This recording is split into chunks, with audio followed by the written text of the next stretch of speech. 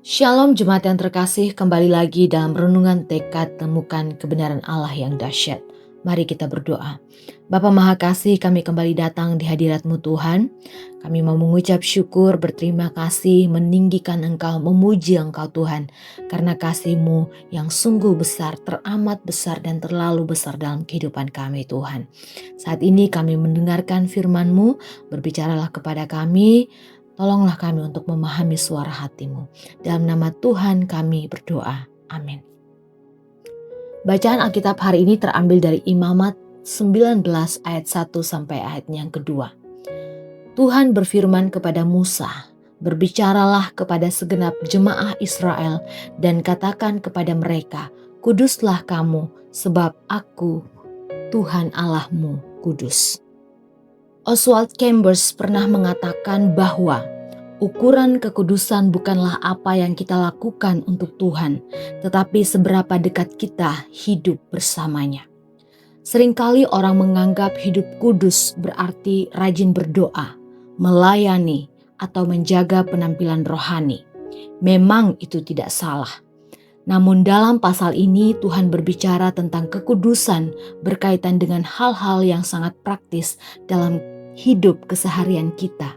Tidak menipu, tidak memfitnah, tidak menyimpan dendam, memperhatikan orang miskin, dan berlaku adil. Artinya kekudusan terlihat nyata dalam tindakan kehidupan sehari-hari. Kasih yang Tuhan kehendaki bukan kasih yang hanya muncul sebagai balasan ketika orang lain baik kepada kita.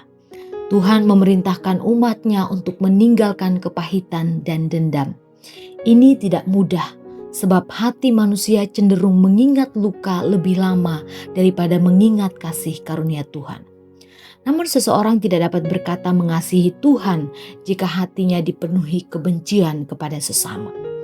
Rasul Yohanes di dalam 1 Yohanes 4 ayat 20 mengatakan bahwa jikalau seorang berkata, "Aku mengasihi Allah," dan ia membenci saudaranya, maka ia adalah pendusta. Karena barang siapa tidak mengasihi saudaranya yang dilihatnya, tidak mungkin ia mengasihi Allah yang tidak dilihatnya. Di tengah kehidupan dunia yang keras dan syarat dengan mementingkan diri sendiri, Tuhan memanggil orang percaya untuk menjadi pribadi yang berbeda. Kekudusan bukan tentang merasa lebih baik atau lebih suci dari orang lain, tetapi tentang menghidupi karakter Tuhan melalui kasih, kejujuran, dan belas kasihan nyata dalam hidup sehari-hari. Kiranya firman Tuhan mengingatkan kita untuk kembali merenungkan apakah hidup kita mencerminkan karakter dan kekudusan Tuhan.